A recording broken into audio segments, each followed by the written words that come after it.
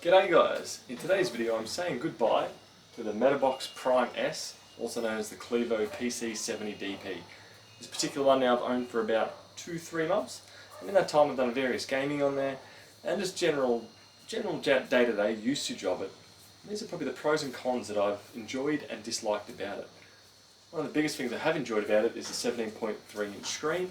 It's big, it's bright, it's vibrant, it's colour accurate. Colour accuracy to me, I do not care for it at this point in time. So that is one feature that I didn't like, especially that the colour accuracy, I believe, comes at the cost of it having a 120Hz panel. This particular one is a 60Hz panel. It's 4K, 100% Adobe Rgb. So big, bright, colour accurate. Some games look brilliant, some slower games. Played Take 2 on there. The colours on that game were very bright, vibrant and brilliant. Play something like Battlefield and it's nothing but a blur fest. The overall performance of it I found to be very good. I also found the various gaming performance profiles that you could set under the control panel to be very good as well. For example, if I stick it on performance, those fans would ramp up very loud. But if I stick it on general or entertainment, typically the fan noise is a fair bit less and performance only drops by 10-20%, and it's a much nicer experience to use it in the room or have someone else in the room be near you while you use it. So those things are definitely worthwhile to think about. The other thing I did enjoy about it is the overall expansion of it.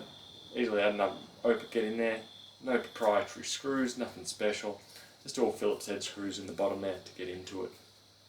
The i7, the 10th gen i7, bit of a powerhouse. I didn't do too much rendering on there. Purely most of my uses on these machines are for gaming, general office work, web browsing, Netflix. So for that aspect, it does that fine, but also if you require a battery life, it's not too crash hot. It's about on par with other i7 10th gens with 3060s in them, to be frank. They're all pretty much poor machines. You do get the odd anomaly where they will have a decent battery that might last up to about 5 hours when doing non-gaming things. But once you factor in gaming, it's going to chew that battery like crazy. The overall size of it, even though it is a large laptop, I didn't find it too big. So putting it in like a standard laptop backpack or laptop bag, it was perfectly fine travelling back and from work. No different to a 15.6-inch laptop like the Acer Nitro 5 that I'm currently using. So you find the other pros of it is the fully Rgb Controlled Keyboard. That is one neat feature.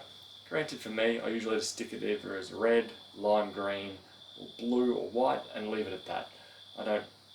The various elements where it has snakes with the keys going all around doesn't really entertain me that much. At most at a LAN party I'd probably stick it on just to be cool, but overall I wouldn't really care for it. I'd much rather see the key that I'm trying to press when I want to press it. And if it lights up the whole thing, even better. So for a creator laptop I think this might be pretty good, especially the 4K 100% Adobe Rgb, where if you're not really interested in that and just want to purely game, I'd probably give it a miss. Granted, you can get the 120Hz, 144Hz or 165Hz panels in these particular machines. That would change the game just a little bit, especially being that most of the time I've been playing at this, it's at 60Hz. At 60Hz it's just an Achilles heel for it. But if you do need a large desktop replacement and you're a content creator that wants a large screen, be able to view everything, possibly require Thunderbolt 3, which this machine does have, it may very well be up your alley. But for now, I'm going to say see you to it. Might get my hands on another one depending on what pops up in the market. But for now, catch you later, Prime S, and I'll see you guys later. Bye.